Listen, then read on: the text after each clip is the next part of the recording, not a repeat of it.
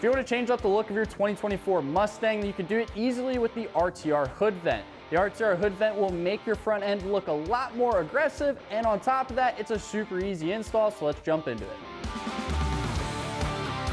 We got most of our RTR products on the front bumper, but now it's time to complete that front end look by taking out the factory hood vent and putting in the RTR hood vent. First step is loosening up the 9mm nuts.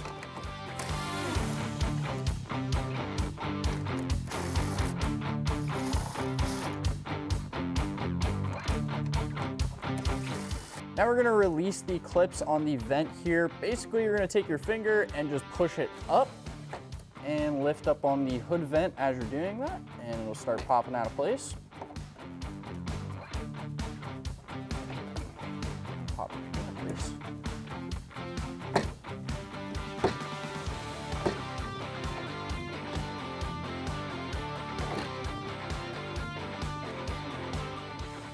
Inside the box is going to be 4 J clips. You're going to want to install those to the RTR hood vent.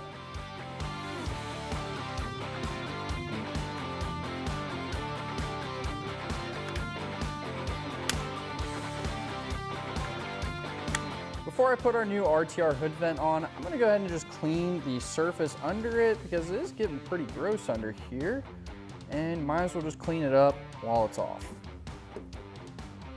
RTR recommends to use some soapy water to install the RTR hood vent. I'm going to just slide it in here. It doesn't look like it's going to be too difficult to do so. So just simply clips into place, just like that. Now we'll install our hardware on the other side. Now, using the hardware that's provided in the kit, screw it into the grill.